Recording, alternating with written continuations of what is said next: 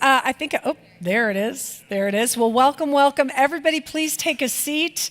We have some seating here, and then over here, we actually have tables for each of the initiatives that we're going to be talking about, and you'll have an opportunity to go by there, meet some of our volunteers, and even some of our adults in training, like Cameron, who's just walking up here, and who is featured. Do you all get the Vine?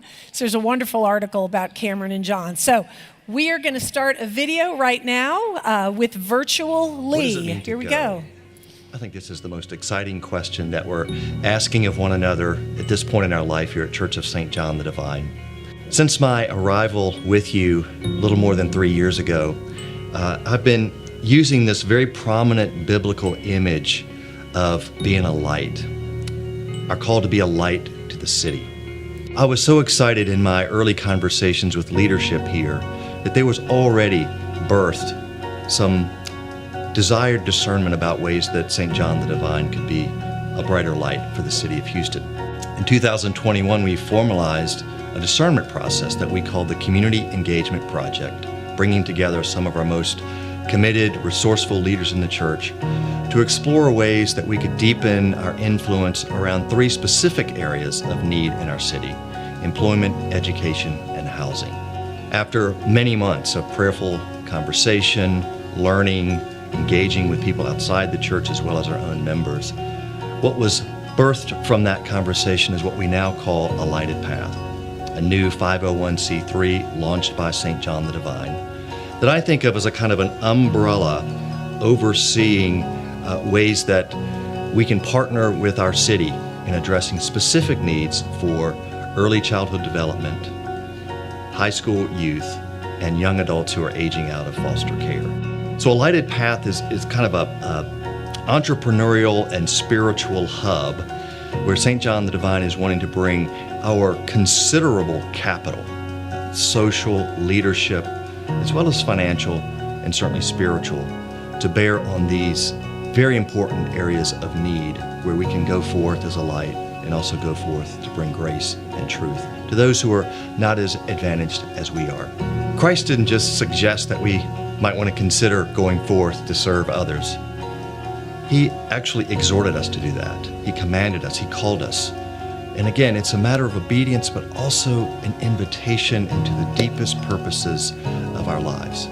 And so I just want to encourage all of us to begin asking afresh, if not for the very first time, what would it look like in my life, and what would it look like for the Church of St. John the Divine to be even more intentional, shining forth as a bright light into this city with all the gifts, all the mercy, all the love of Jesus our Lord.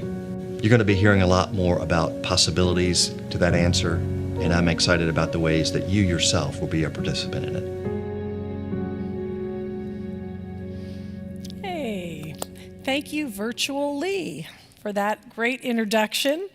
My name is Lori Gobolo. I am the volunteer president of A Lighted Path. I'm also the volunteer executive director of Adults in Training, one of the initiatives you'll hear more about today.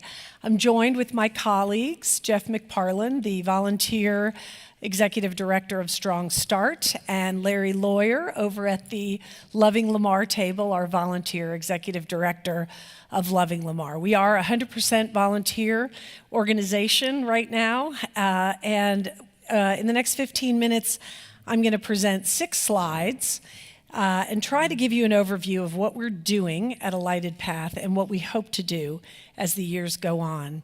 And with the help of the Holy Spirit, I will try to share the importance, the excitement, and the call of going forth to bring your light to our city. So, I guess I'm the one that's clicking slides. Hang on, here we go. All right, so first up is Strong Start, and this is our initiative focused on early childhood education in our city. Families of approximately 80% of HISD students are considered economically disadvantaged. Only 1 in 3 children of economically disadvantaged families is prepared for kindergarten. The other 2 of 3 are not prepared. And so begins the process of falling further behind, potentially being labeled as having a learning difference or a behavior problem because they're acting out because they are not prepared. By 8th grade, only 1 in 4 is at grade level in math. And what we have learned, what research shows, and what our team has certainly learned, is that quality early childhood education sets children up for success in school and in life. So this work is critical. We are doing our work with our partner, the Collaborative for Children, and you can see the work that we are doing. We are not teaching early childhood, but what we are doing is supporting the owners and operators of early childhood daycare centers in economically disadvantaged areas of our city to help bring them more efficacy and the ability to be more profitable, and thereby, with the Collaborative for Children, enhance the quality of childcare that they are providing. We have opportunities to volunteer and be engaged by participating in family engagement events, actually working with the families and providing tools and so forth that they can take home and use, and also providing training events with our partner, the Collaborative for Children. So as we look ahead, we are seeking to add an additional strategic community partner to our current partnership with the Collaborative for Children to broaden our impact in this area. There is so much to do here. Our next initiative is Loving Lamar, supporting our beloved Lamar High School just across the street, really our closest neighbor, if you will. And Loving Lamar was started by Larry Lawyer, and it predates A Lighted Path. But it is exactly an example of the kinds of initiatives that we hope to create under A Lighted Path. So Larry had this idea, and he began the work supporting the Lamar High School community. And so when we formed A Lighted Path, it made great sense for Loving Lamar to be one of our key initiatives. Lamar is overcrowded, even with their outstanding new enhancements. Their enrollment exceeds the number of students it's intended to serve.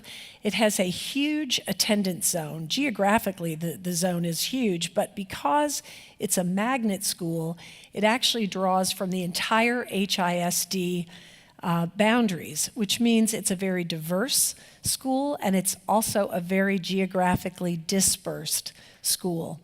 Approximately 50% of students are economically disadvantaged at Lamar High School, and the school does serve free breakfast and lunch to all students. As we know, that's a key indicator of the ability to learn, is to have proper food and nutrition.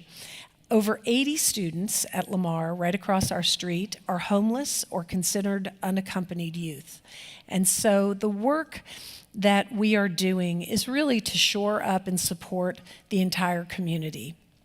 Not just those families that are economically disadvantaged, but also the staff and the educators who are doing so much with little in a very fluid environment, as you all know, with HISD making all the changes that it's going through. Our work follows the academic school year. It begins in July with the prayer walk and culminates, I'd say, with our job fair, which Loving Lamar is very instrumental in planning and organizing. That came off yesterday, and it was a great success. During the year, there are opportunities to support the teachers and staff. As you can see in the photograph, a few of our wonderful volunteers taking all of our Easter flowers and Easter lilies and making them into bouquets and delivering them to the teachers, administrators at Lamar and also at DePelchin Children's Center. And then there are opportunities to serve as a mentor, which we'll talk about in a little bit, and also to provide financial resources to support IB and AB fees, which are no longer covered, to adopt a family, which we all love to do at the holidays. So really wonderful opportunities to serve at Lamar High School, just across the street. And then finally, Our third initiative, Adults in Training, near and dear to my heart. That is the initiative that I work directly with. We are partnered with DePelchin Children's Center. I think you all have probably driven by their beautiful campus on Memorial and Shepherd. And we are about providing resources, opportunities, and skills for young adults aging out of foster care. So young adults age out of foster care in Texas at the age of 18. Every year, over 1,200 young adults age out of foster care in Texas without being adopted. Young adults can opt in to extended foster care and receive a placement from the ages of 18 to 21, or in some cases 22, but they have to opt in for that. And some try to make it on their own, and that's where they begin to fall through the cracks, unfortunately. So what we know is up to 70% of young adults who age out of foster care will face some very difficult results within 18 months to 4 years out of aging out, and that includes unstable housing or being homeless, unstable employment, substance issues, incarceration. For the 30% who really break through that, number one, they're incredible problem solvers. Really, all these young adults are incredible problem solvers. But research does show that one caring adult outside the system can make a difference in a young person's life. And that is really what we are focused on doing. So our work is year-round. It continues to evolve. We're fortunate to have some of our young adults, our adults in training, with us today. And we're just so grateful to have them. We're so delighted for the engagement that we've had with them, what they're teaching us, and what we're hoping to help them achieve. Really, it's all about creating a sense of community at the DePelchin dorm where they live. There are 20 beds there. We provide mentorship. As I mentioned, there are opportunities to volunteer in that capacity. And we have formed some incredible community partnerships that have helped to bring wonderful resources and opportunities to the young adults who are living at DePelchin. We measure milestones, driver's licenses, college admissions, jobs, all kinds of things, and especially independence, the transition from living at DePelchin to living in independent apartments and continuing to support them as a family would, as they move on to their next stage. Finally, St. John the Divine, our church home, provides tremendous spiritual support, and it is the home of many wonderful activities that our young adults attend. So obviously our motives at A Lighted Path, as Lee said, we go forth because we are called to do so. We have experienced the life-giving love of Jesus, and that is what we are bringing into the world. We don't require any expression of religious preference or anything, but it is something that is always there, and our church home provides such a great way to demonstrate that. So what is next? So you can see my little terrarium there. That's supposed to be like a terrarium. And as Lee said, we envision this as a hub or a way to grow new initiatives throughout the city. And so what will our next initiative be? We are assembling an experienced team to thoughtfully consider this question. What we have learned is that social inequities of the kind that we are working with through A Lighted Path and through our other partners, St. John the Divine partners, are difficult to understand from these seats. It's very hard to understand them from these seats. It's really once you go out and either do that work or be in that space, or if you are experiencing them yourself, that's really the only way to really truly understand what social inequities are. So as we consider what's next, we're seeking to look at the needs that are in the community, as we have done with our last 3 initiatives, and then look at our unique skills and figure out, what's the sweet spot? Where can we best serve? And then we will provide a framework, we'll communicate, and we'll hopefully get a number of emerging or new initiatives who would like the support of a Lighted Path. And that's more than just money. It's know-how, it's how to set up a nonprofit, how to set up a board, how to get incorporated, all of those things that can be very difficult for an emerging organization. And our goal is to identify that and start that work in 2025. So, wrong way. Okay, so this is what we call in the corporate world, this is the money slide, right? So how will you go? So you've come to church, you've been at church, you're here at Sunday school, you've spent 2 hours to gather and to grow. You are here growing, learning more. Now how will you go? So if we take that 2 hours and you have 2 hours a week, you can be a mentor. You could join our leadership team.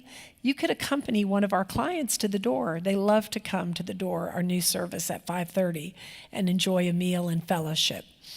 If you have 2 hours a month, you can serve a meal at one of our life skill classes or one of our family events in one of our child care centers. If you have 2 hours a quarter, you can join one of the amazing service Saturdays that Rebecca Pinkney and her team organizes. And they're always at one of our Lighted Path initiatives, plus other partners. You can present a life skill or do one of the business training skills based on your area of expertise. And these are being recorded and shared across the city with multiple child care centers. So imagine the impact that can have. And finally, if you have 2 hours a year, you can adopt a family for the holidays. You can join our prayer walk in July. You can work on a special event. And let me say, back on 2 hours a month, our prayer team has done amazing work. And they meet for 1 hour twice a month on Zoom. And it is an incredible way to get involved if your mobility is limited or your time is limited.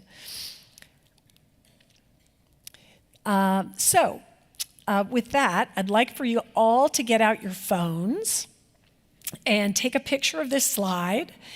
And you can either scan the QR code and sign up to volunteer, or if you're not a QR code person, you can make a note of our email address, info@alightedpath.org. Send us an email, tell us you're interested, let us know you'd like to receive our monthly newsletter. You get to see great pictures of wonderful engagement and hear about what we're up to. And then if you're on social media, we'd love for you to follow us on Instagram, on Facebook, or on LinkedIn. It's a great way to stay connected and engaged. Even if you aren't able to volunteer, we would really appreciate a follow. So with that, I would be happy to take some questions. I'd love for Jeff and Larry to join me up here, if you would. They have done amazing work. I got the short straw and was elected to speak today since we had such a short time. But you all come on up here and join me. And while I'm doing that, first of all, I'd love for, if you're not shy, if you volunteered for one of our initiatives or are currently volunteering, just raise your hand or stand up and y'all look around. There's a bunch of people in this room who have worked at the Lighted Path. And thank you, volunteers. And if I'm not going to embarrass y'all, some of our absolutely star adults in training are here. If you all don't mind kind of giving us a wave. We've got a bunch here. We have Cameron here. Outstanding young people who have been really just such a delight to work with. So I have a minute left. Some of you have small groups that you like to regularly attend. So I'm going to answer one plant question, and then we're going to have an opportunity to take questions. But for those of you who do have a small group and would like to leave for that, please feel free to do that. There are discussion cards with a few questions and a request for feedback in there, or you're welcome to stay while we answer a couple questions. So I think Skylar has the best way to do that is to write it on a thing. So if you have a question, raise your hand and Skylar will give you a note card. One question, my first plant question is, what about finances? How do you pay for all this?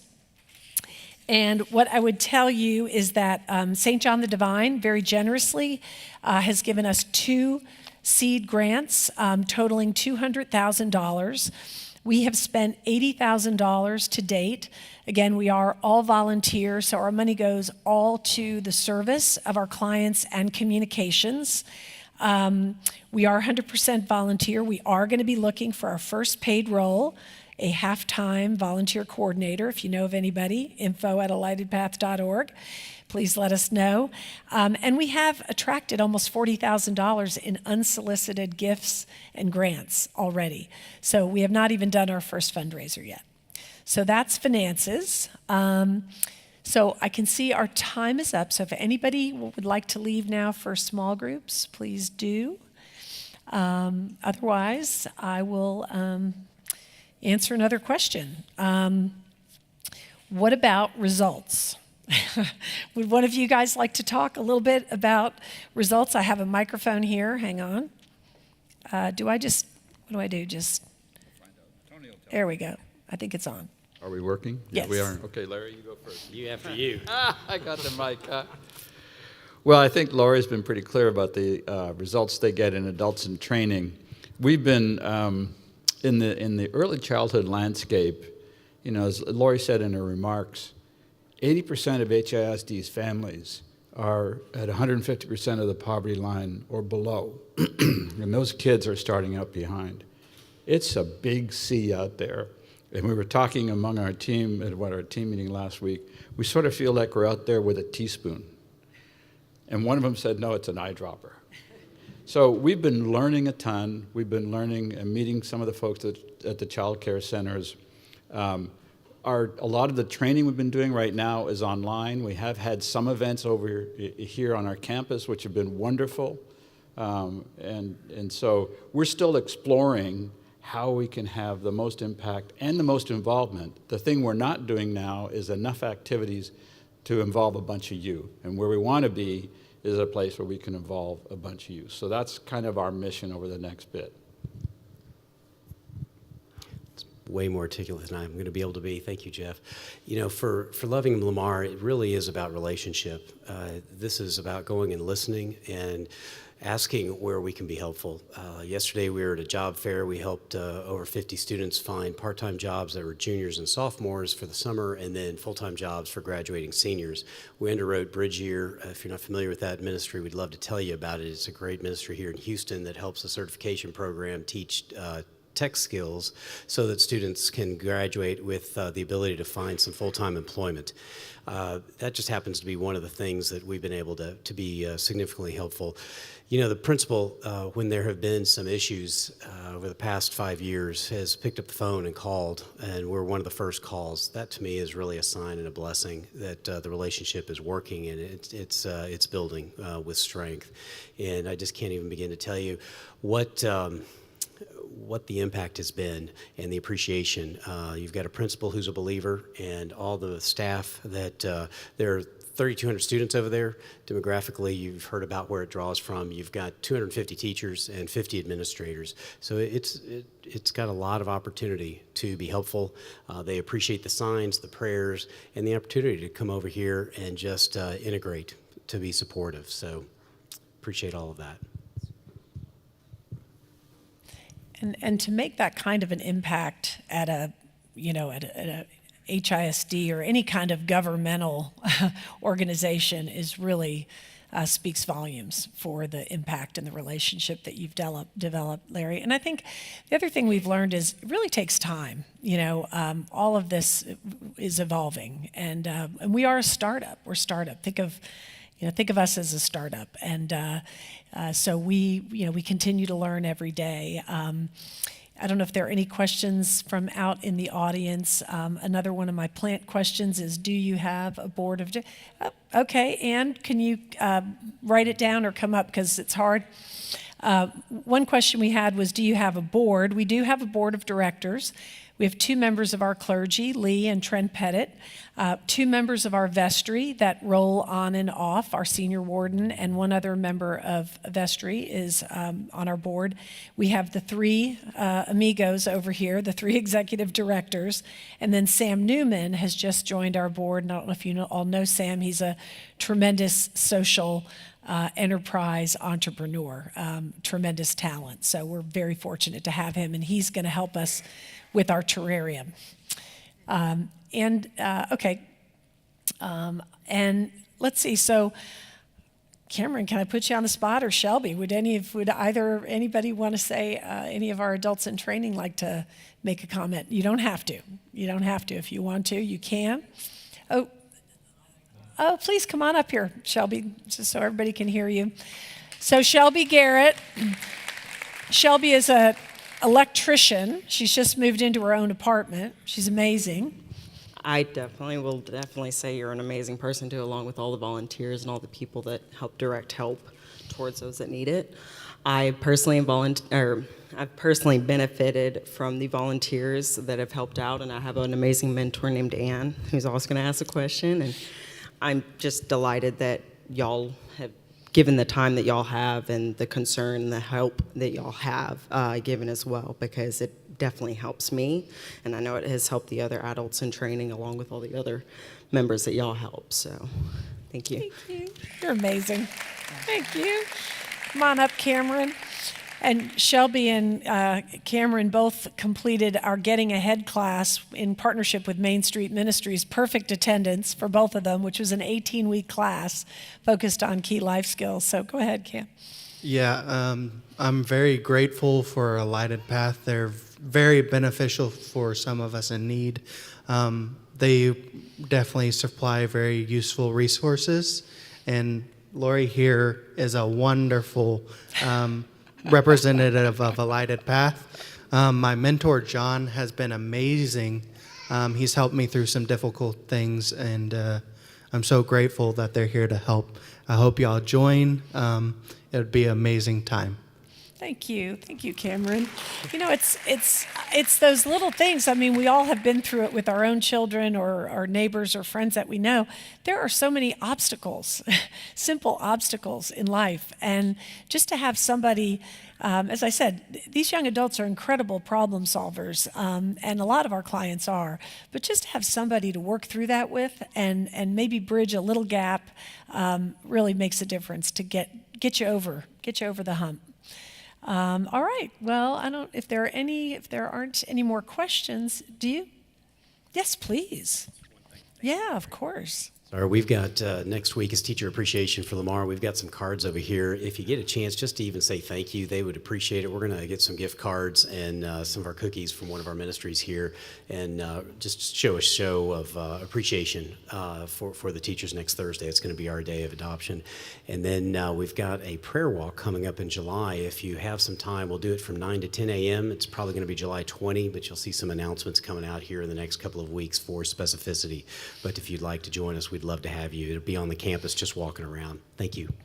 Absolutely. Yeah. And if you'd like to make your way around, so we have tables here set up. We have adults in training, Strong Start, Loving Lamar, and just a general A Lighted Path table. If you'd like to take a minute and walk by and say hello or ask any questions, you're welcome to do that. I'm just very grateful for your time and attention today, and hopefully see your light along A Lighted Path. Thank you so much for coming.